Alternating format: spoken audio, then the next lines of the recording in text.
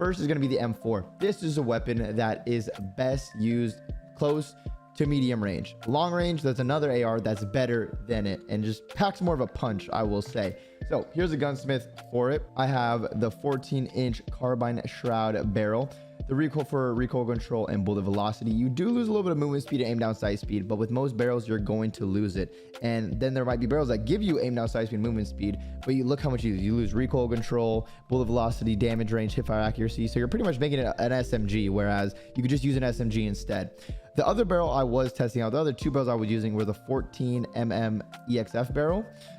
It's good. I don't know. I think I preferred the iron sight more on the carbine shroud barrel over it personally.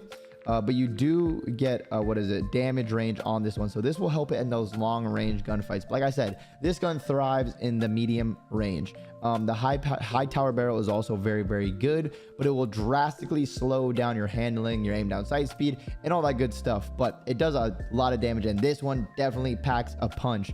But the thing is, when you're making a class setup, especially for the pro level games that you could use too, you want to be able to aim down sight pretty fast. You want to be able to strafe. You want to be able to do a lot of damage and still have decent movement speed. So you're trying to find like the middle ground of everything to make it the best it could be. Then I have the Seiken Tread 40 for the vertical recoil or horizontal recoil control.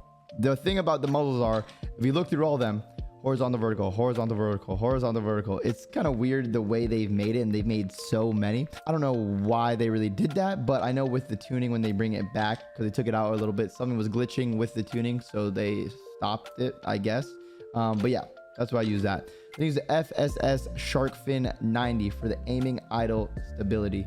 So pretty much when you're aiming down sight, if you're just doing nothing, it will just start swaying a little bit. This kind of just keeps it more on point. And the reason I use that one is a lot of the other ones, you can see the cons. Aim down sight speed loss, aim down sight speed walking speed loss, aim down sight speed walking speed. Like, you can just kind of go through it.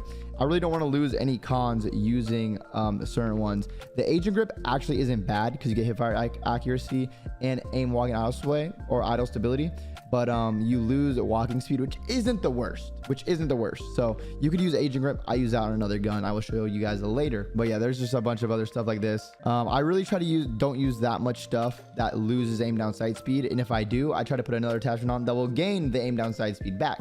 Kind of like the phantom grip right here, which is sprint to fire speed, aim down sight speed. It's really good when you're getting aggro on the map, especially with this weapon. You're going to be moving around a lot, kind of jumping around corners and doing all that stuff and just be in the enemy's face. So the phantom grip is my personal grip for the M4.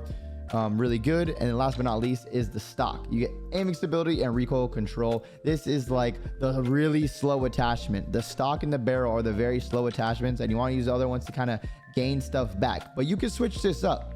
You could use a fast one like the Demo Fade Pro Stock, aim walking speed, or this one where it gives you sprint speed, aim down sight speed, all that stuff. So you could pick what you want to do to make it faster. But on these long range maps, the way I'm playing at the moment in Search and Destroy, I do need something that's going to help me beam across the map with the aiming stability and recoil control.